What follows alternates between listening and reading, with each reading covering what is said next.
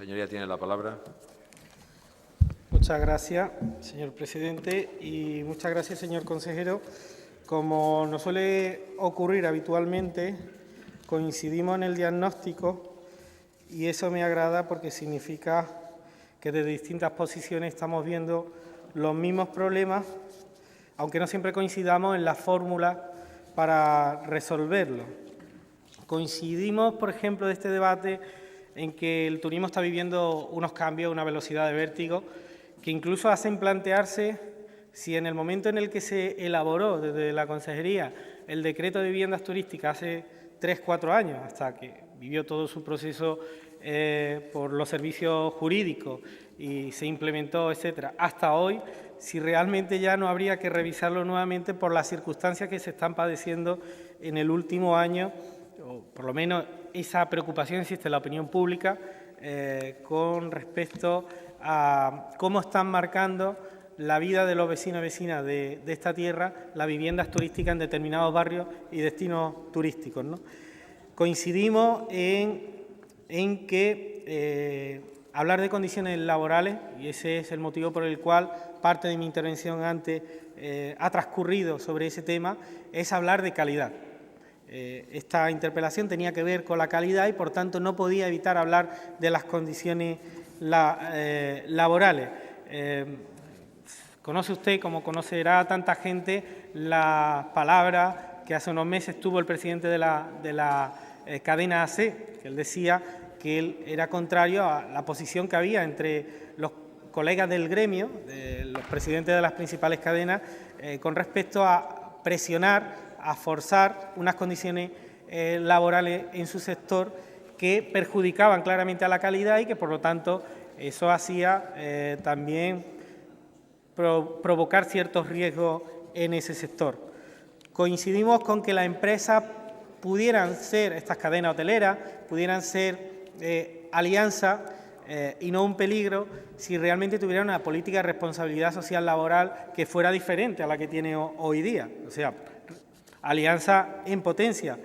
Pero claro, el problema es que con independencia de ese diagnóstico en positivo de lo que pudiera ser, lo que nosotros valoramos es lo que hay hoy por hoy y de ahí que pensemos que hay que adoptar medidas. Es decir, los problemas que hay son los que son.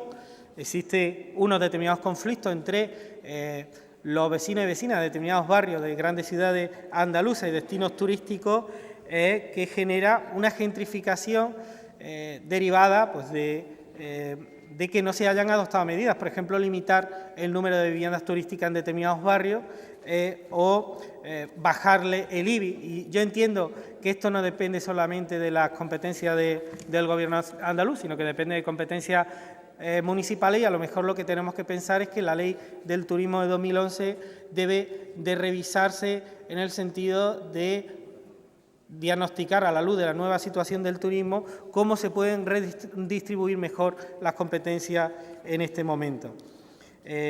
Con respecto a ese papel de alianza de la empresa, Meliá tiene su sede fiscal entre la Antilla holandesa, Luxemburgo, Gibraltar y, si no recuerdo mal, en algún estado de Estados Unidos.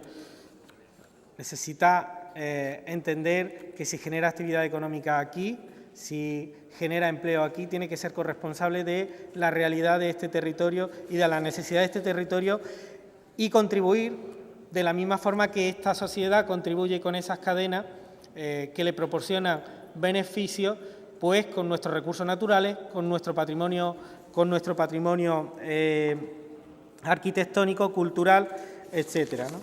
Nosotros entendemos que se puede seguir avanzando en el terreno de la participación social, se puede seguir avanzando en el terreno de cumplir pues los objetivos de los planes que hay. Por ejemplo, el plan de choque contra la desestacionalización del turismo anterior solo cumplió el 35% de su presupuesto. Por lo tanto, no se puede desprender de ahí que se hayan cumplido los objetivos.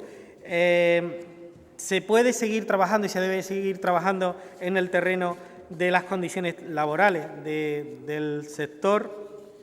Se debe trabajar en el ámbito formativo y muy muy estrechamente con la universidad. Gracias, señoría.